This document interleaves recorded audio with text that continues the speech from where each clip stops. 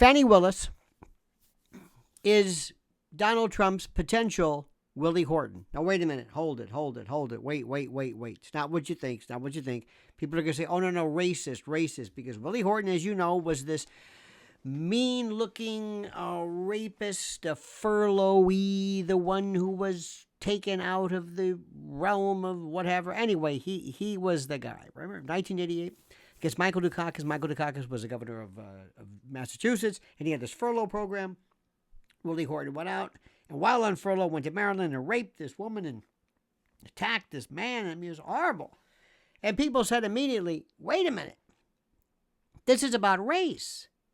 And they said, no, it's about Willie Horton. And some people said, no, this is about an ugly black man who is somehow symbolic of crime. And they said, no, it's not about an ugly black man. It's about a man who was released and while on furlough by this lunatic Michael Dukakis went on to rape somebody. But he was black. He happened to be black. He's the only one out there. This is the argument back and forth. See? So when you say this, no matter what you say, Willie Horton became, it was racist, rather than saying the issue was whether this was about a man who was treated lightly with a slap on the wrist and allowed to be furloughed when he should have been locked up forever and ever, okay? You can argue this one to the end of time. You can argue. But what it is Fani Willis is his, I'm going to say white whale. They're going to say, oh, it's a fat joke. It's a white. There's no way around this. She has to be front and center to his reelection. She is the embodiment of all that is wrong with the deep state, the police state, the shadow government, the intel, stormtroopers, the Stasi.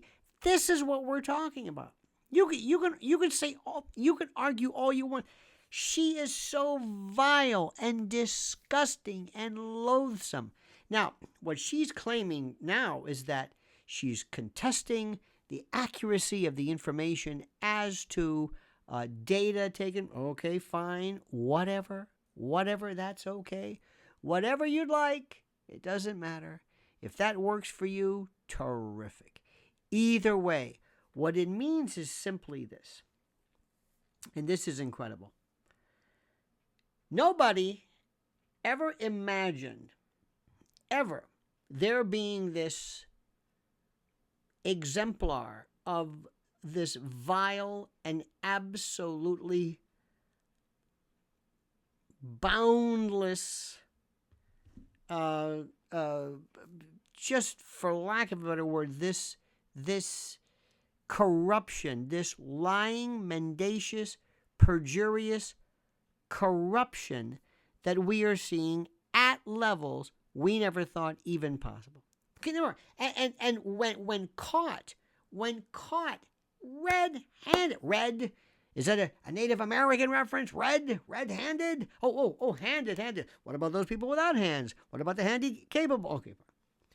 But she was caught in flagrante delicto, lying before a judge, lying under oath, and lying along with her two-bit lover boy paramour, Mr. Wade, about their not having been intimate until 2022. When the data happened to show that for some particular reason, Mr. Wade would get up at, or show up around, 12:45, 1 in the morning, to an area right around her park, in an area right next to where she lives, and then around 4 in the morning leave right around, though we can't say for sure. It might be a parking lot of a bar. It might be some other woman he's having a torrid relationship with. I mean, this strains credulity. It insults our intelligence. But President Trump, she represents the embodiment, the named, hence the Willie Horton reference. I know people are going to say, I know this, because that's where we are today. Nobody sees anything, any historical reference to anything other than the fact that of race, because that's all people have. It's the only thing they understand. It's the only thing they get. Now, Tish James, as I was saying before I hit the mic, say, what about the color of this mic and my sweater? You don't. No, remember, everything is race. Everything. But Tish James, AG, New York, African-American woman, has never comported herself in any way near the level, the volume of Fani, nor has Judge Engeron, nor has Jack Smith, nor has really anyone.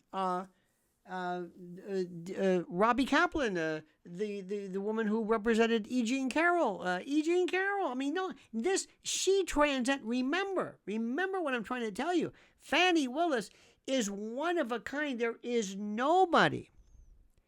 The only politician or person in America, in the theater of American politics, or whatever you want to call it, is, I know what you're going to say, Tiffany Henyard, who was soon to be the indicted mayor of Dolton, Illinois, an African-American woman, but off the charts. She makes Fani Willis look like Jean Kirkpatrick, but that's for another issue.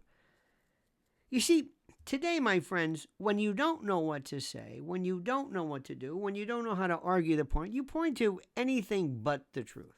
Point to race or gender or sexuality or whatever it is, but you never, ever, ever in any way concern yourself with that of the obvious.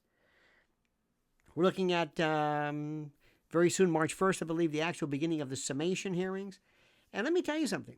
I'm going to say this right now. Two particular points. Number one, President Trump has to make her his running mate, in essence. And number two, she is facing such incredible risk of not only prosecution, but her career, her license, her ticket, you name it. So keep an eye on this, my friends. And I know. People are going to say, "Oh, you're making a race. You're gonna. This is about race." It's not about race. What this is, the sub-issue, is the Rorschach test that people have about subjects and race. And for reasons, ladies and gentlemen, that I don't know, my